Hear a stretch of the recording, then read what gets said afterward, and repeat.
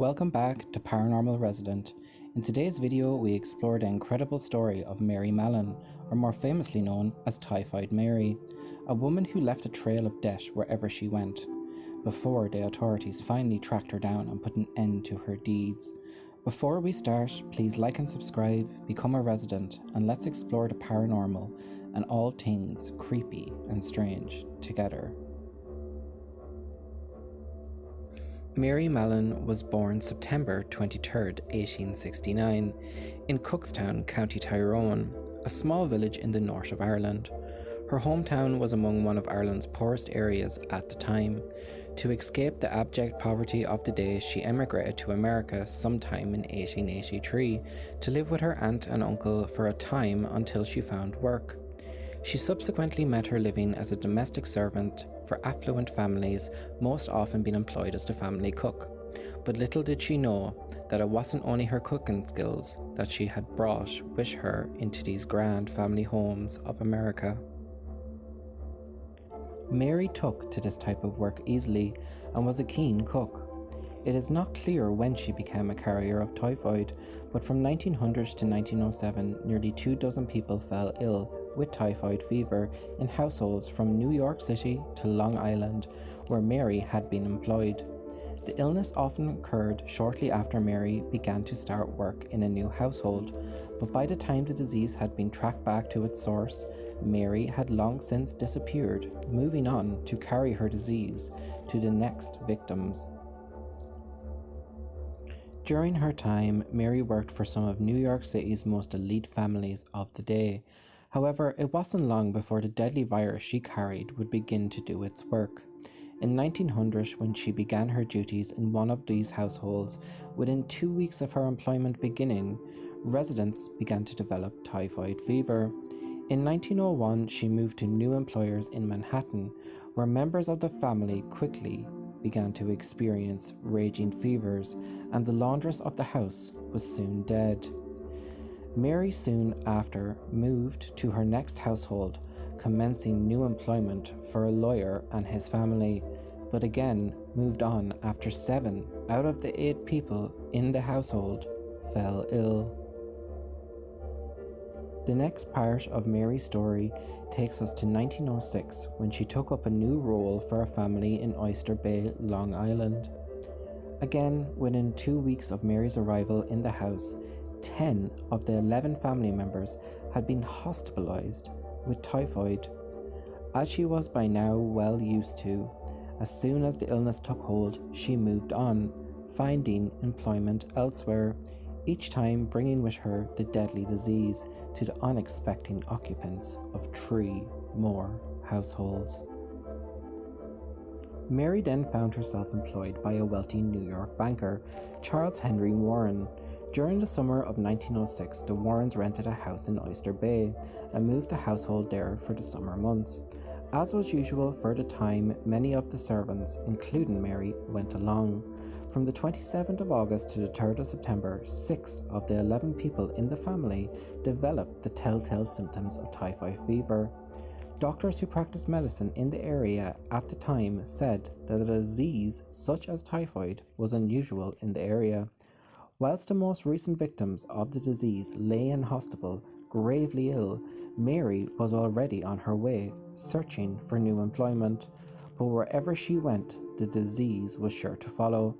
What Mary didn't know was that now people were beginning to ask questions, and one of the families for whom she had recently worked made contact with New York City Department of Health Inspector George Soper. He specialized in the study of typhoid fever, and the family have requested his expertise in identifying the possible cause of the typhoid outbreak. During the course of his investigations, Soper was soon able to connect all the dots, and that a cook that fitted a description he was given was in one way or another connected to all of the reported outbreaks. Due to the fact Mary was constantly on the move following the outbreaks of illness in any household in which she had worked, at first it was difficult to trace Mary. But authorities soon saw their opportunity and seized the moment. Someone had to put a stop to the trail of death and mourning that had been left in the many homes of the New York elite. An active typhoid outbreak in a Park Avenue home gave authorities the break they needed, and Typhoid Mary was soon to be confronted. In the outbreak that tipped off authorities, 2 of the household servants were hospitalized and the daughter of the family died. The authorities finally caught up with her. You would think that was the end of Mary's story, but that was not to be, for although the source had been identified, Mary refused to cooperate, and the story takes another turn. The evidence laid out against her by the powers that be finally had to act to protect public safety and stop the spread of such an infectious and deadly disease. Between 1907 and 1910, Mary Mallon was held in quarantine and isolation on North Brother Island for the greater public good and to protect the population. Following a general review in 1910, the New York State Commissioner of Health decided that disease carriers shouldn't be held in isolation, and Mary could be released, but in her case, with strict conditions. She could no longer work as a cook, and now that authorities had explained to her that she was a carrier of the typhoid disease, she would have to take all reasonable steps to prevent transmitting the disease to others. She agreed, and upon release, she would change her occupation from that of a cook and would undertake all necessary hygiene measures. True to her word at first, Mary found employment as a laundress, but this paid a lot less than the wages to be earned as a cook, and after several unsuccessful years as a laundress, Mary decided she had to return to her previous profession if she was to make any decent income. She worked for the next 5 years in several kitchens, and as before, wherever she went, she left a trail of devastation behind her. She changed jobs frequently and at first was beyond the reach of the authorities, who were struggling to find her. Further typhoid outbreaks were reported at a sanatorium in New Jersey and Sloan Maternity Hospital in Manhattan, both of which had hired Mary as a cook. When authorities finally caught up with Mary, she was returned to isolation, but this time it was to be until the end of her days. Nobody was willing to take the risks, and Mary had sealed her own fate.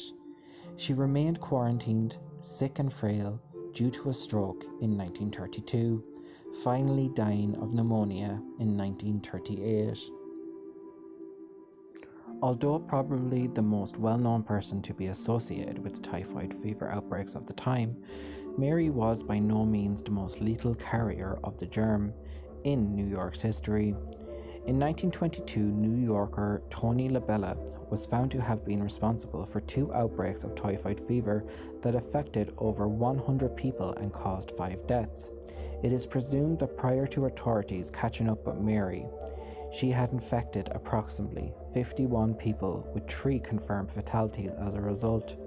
However, given that she used a number of aliases to evade capture and the attention of the authorities over the years, the numbers infected by her could have been much higher. And maybe she left the mark of death in a lot more places than anyone ever realized. But we will never know for any secrets she may have had to offer up to this story she took to her grave. Maybe it's these secrets that torment her soul, for her final resting place at St. Raymond Cemetery in the Bronx is said to be haunted by her ghost.